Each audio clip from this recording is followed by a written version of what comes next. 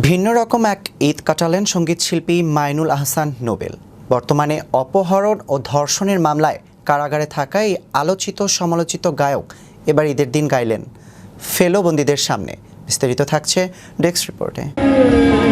ভিন্ন রকম এক ঈদ কাটালেন সঙ্গীতশিল্পী মাইনুল হাসান নোবেল। বর্তমানে অপহরণ ও ধর্ষণ মামলায় কারাগারে থাকা এই আলোচিত সমালোচিত গায়ক এবার ঈদের দিন গাইলেন বন্দীদের সামনে।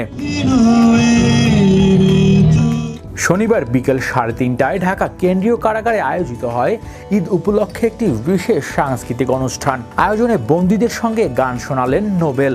গিটার হাতে কারাগারে অস্থায়ী মঞ্চে উঠে সুর তুললেন জনপ্রিয় কিছু গানে। কারা অধিদপ্তরের সহকারী মহাপরিদর্শক উন্নয়ন মোহাম্মদ জান্নাতুল ফারা গণমাধ্যমকে জানান, ঈদ উদযাপনকে প্রাণবন্ত করতে প্রতিবারই কিছু সাংস্কৃতিক আয়োজন থাকে। এবার ব্যতিক্রমভাবে অংশ নিলেন নোবেল নিজেই। সামাজিক যোগাযোগ মাধ্যম ইতিমধ্যে ছড়িয়ে পড়েছে নোবেলের পারফরমেন্সের একটি ভিডিও। সেখানে তাকে সেই তুমি কেন অচেনা হলে ভেবে দেখো কি এমন জনপ্রিয় গান পরিবেশন করতে দেখা যায়। বন্দীরা মন দিয়ে শুনছেন, মুখে কারো কারো হালকা হাসিও।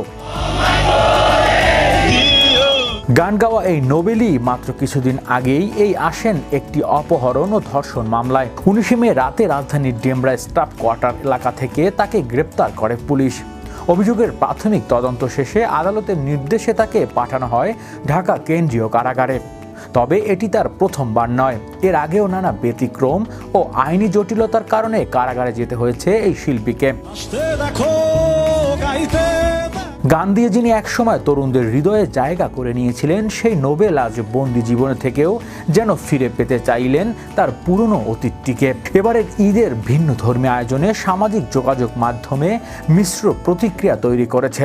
কেউ বলছে মানুষ যেমনই হোক সৃষ্টিশীলতা থেমে থাকে না, আবার কেউ তিরস্কার করছে একজন অভিযুক্তকে এভাবে উপস্থাপন করাকে।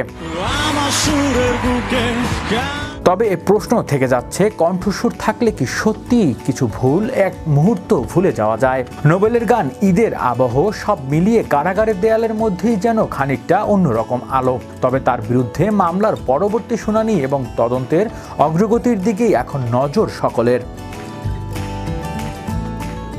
হৃদয় আশিস, বিনোদন ডেস্ক, বিশ্ব বাংলা 24 নিউজ।